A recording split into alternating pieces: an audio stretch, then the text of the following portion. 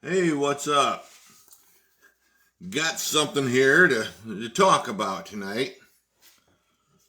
I wanted to take some time to think over all this stuff that happened over in Israel. And then I wanted to go over some things about the end times again. I don't quite understand the whole thing in Israel. I mean, think of this. You got two boxers, all right? They're standard boxing. This one guy just swings 300 times and only hits a few times. The other guy has a great big old fist, all ready to hit. And the other guy that couldn't land any punches says, "Now don't you swing back." Isn't that about the way it's going on over there to Israel and Iran? And before I get into some of this stuff, I wanted to explain a little about, no matter what you think of our president, he's want to offer a diplomatic solution. Well, if you had a house full of rats, do you suppose you should be diplomatic? If you had a house full of cockroaches, should you be diplomatic?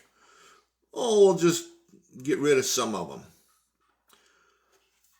The problem here is you have radical people over there that they say they want peace, but the only way, according to their religion, to have peace is that every single solitary person on the planet converts to the way they believe, and then there will be peace. You cannot deal with that.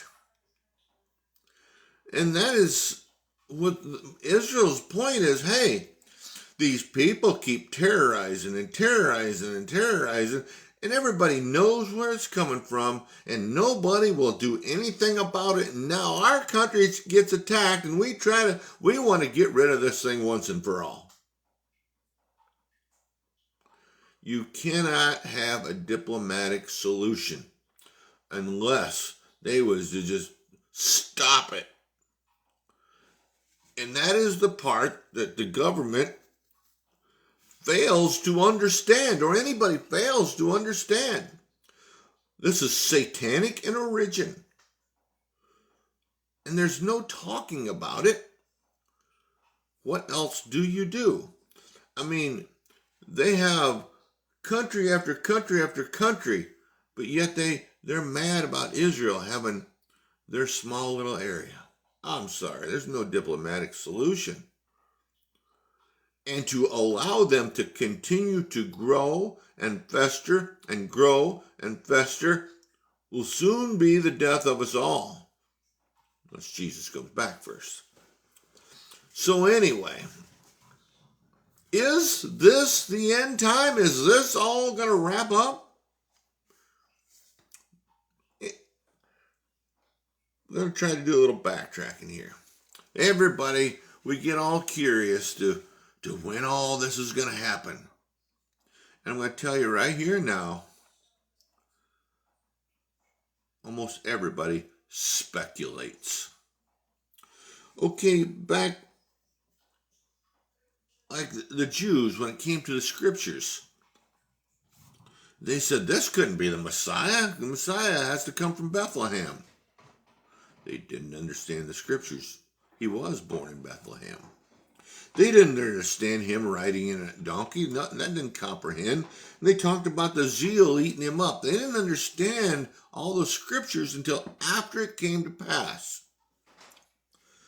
So now, if you desire, you want to know exactly what date and time everything's going to happen, I'm sorry, I can't tell you. What I can tell you is, when you see an antichrist, when you see a man, well, first of all, you need to see a temple. The temple must be built. That is a sign that we're winding down. Now, is the temple going to be there 50 years before something happens? I can't tell you. Don't know. But when you see a man into that temple and declare himself God and want everyone to take a mark on their right hand or their forehead, you know there's about 3.5 years left. Left to what? Well, left until approximately the 1,000-year reign. So, if you want to look for what's going to happen in these end times, like right now, people try to tag a name to what's going on over there, a war that's going on over there. I can't do it. Some people can, but I don't know that it's right. Some people say, could this be the Ezekiel war coming on? Well, some people say the Ezekiel war is starting to happen anytime.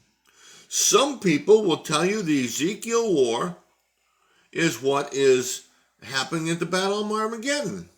Some people will tell you the Ezekiel war is at the end of the 1,000-year reign. I wanted to look this up before I got on here, but after that war, it talks about, I don't know, it's 7 months or 7 years to bury the dead. If it's 7 years to do that and that war is happening now, we're going to be a while before the very end times. What my concern is I don't know exactly what time point that's going to happen, but here's one thing to watch for.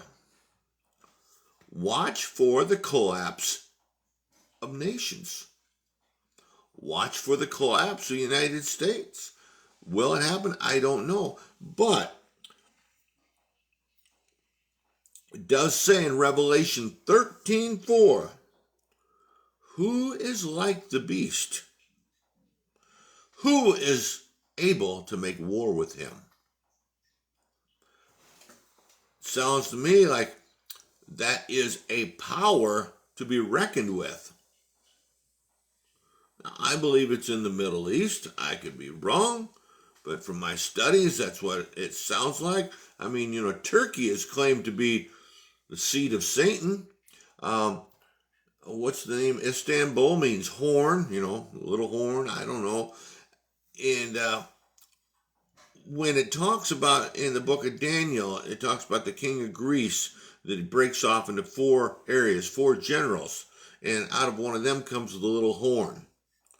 Are they talking about Antiochus Epiphanes? Are they talking about the soon coming Antichrist? Or is it a double reference? I'm not sure. So, my whole point is,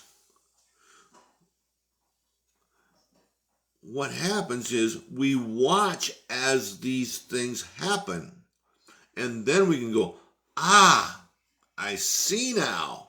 I get it now. Oh, but too many people are out there making too much money off speculation. Too many people listen to someone else. Oh, I read this book, or I heard what these people had to say. Everybody's guessing. They're all guessing. There are some people that claim to be prophets, and maybe they got it right. But so many of them out there are saying something totally different. And people are making money off of this. I've said this before.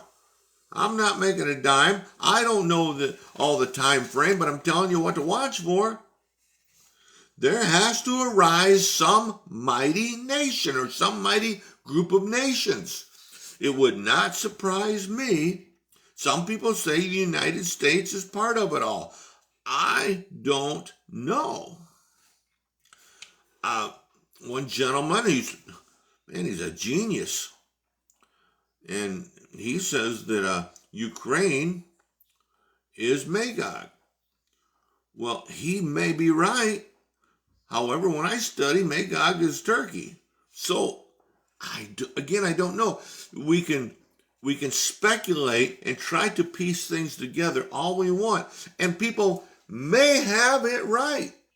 But we won't know until the time comes, the puzzle starts fitting together. Then we will know. But I am concerned now more about the collapse of our nation to allow the Antichrist kingdom to form. And I've said many times, and I'm not predicting this, it would not surprise me if we get a war in multi places.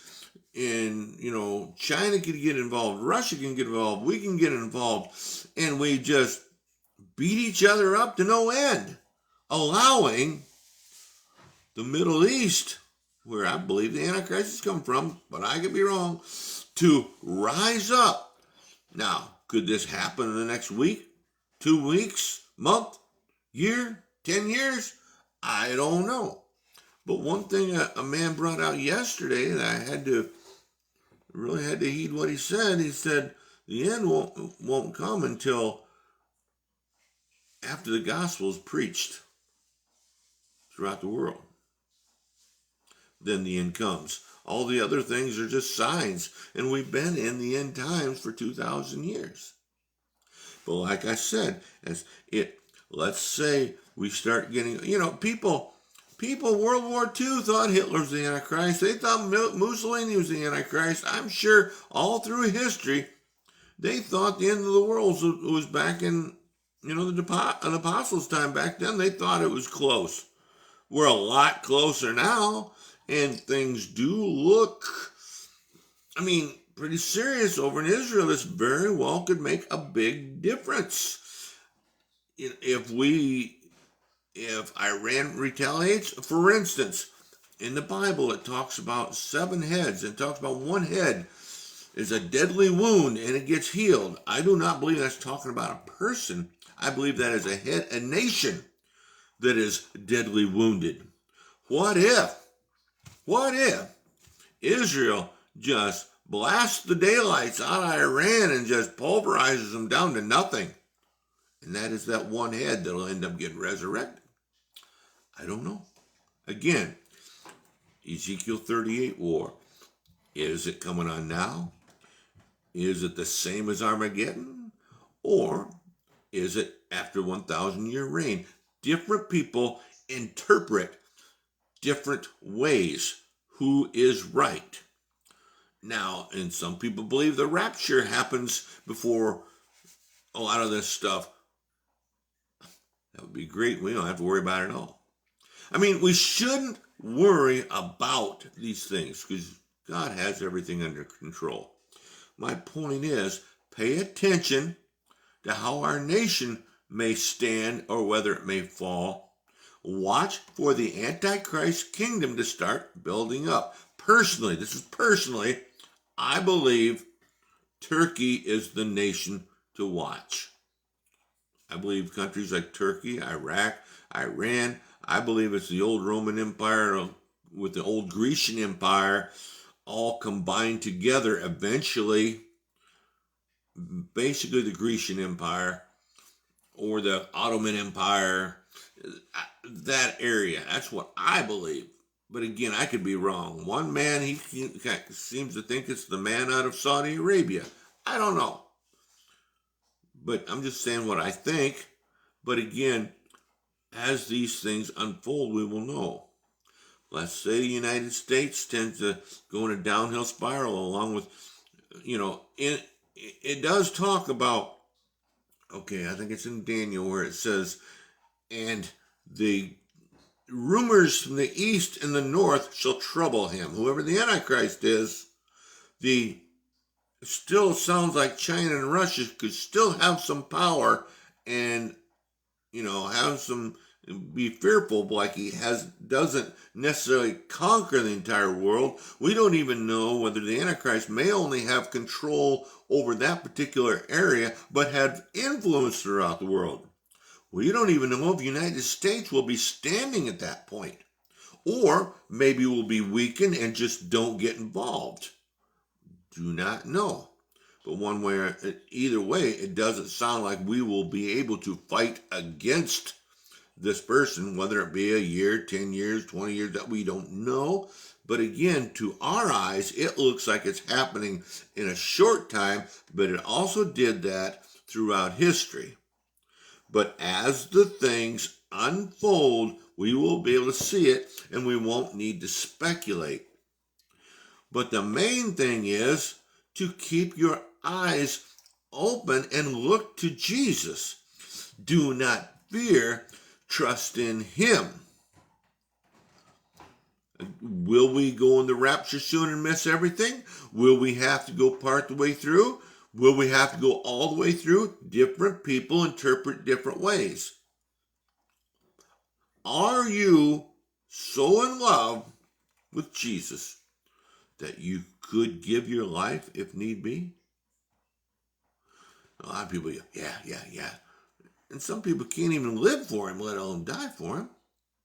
But you can't force people to live for him. My heart is that people will seek him, that he may reveal himself to people, that they may experience his love, his grace, and his mercy, and fall in love with him and seek after him so much that the world just dims away, and the world does not hold that fascination. Especially if we were to go through hard times. What would happen if this country would suffer economic collapse? Our debt is crazy. They're trying to take away guns, and I don't want to get into that. They're trying to take away things that can protect us. There are groups in this country, when we are letting many people in to try to destroy this country from within. And many people are asleep to all this or don't care. They're having a group in Chicago. It was closed down the airport. Now, personally, on a personal note, yes, we should love everyone. But when you have someone in this country, they moved away from their country, moved in our country, and say, death to America, I don't think they belong here and they need to move back to where they came from. That should not be. But at the same time, we fail to reach them. Too many people don't care enough to love God, to allow his spirit to move through them, to reach people, to stop this from happening.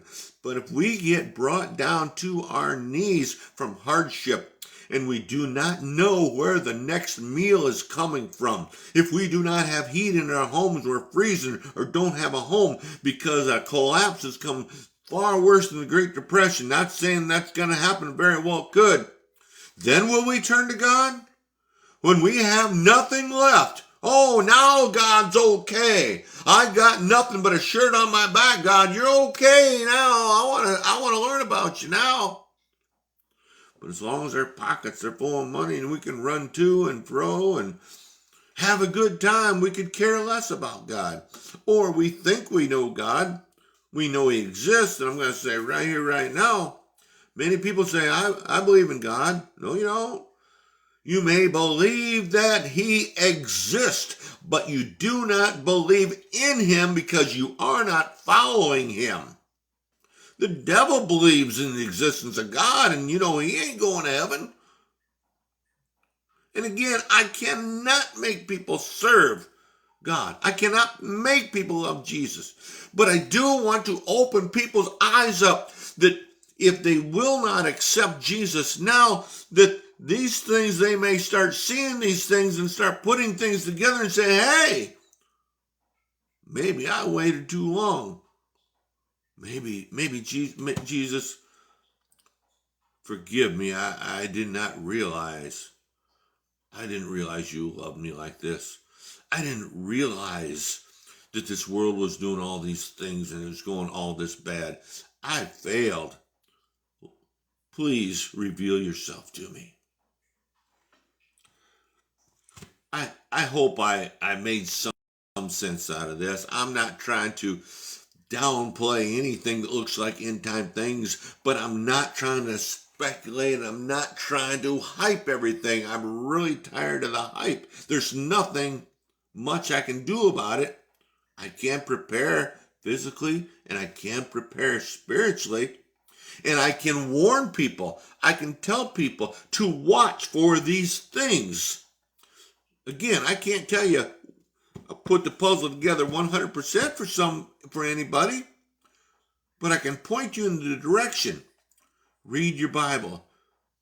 Read the book of Revelation. Read the book of Daniel. Pray to God that he will reveal these things to you. A lot of it is difficult. Go to church. I know a lot of people have trouble with that.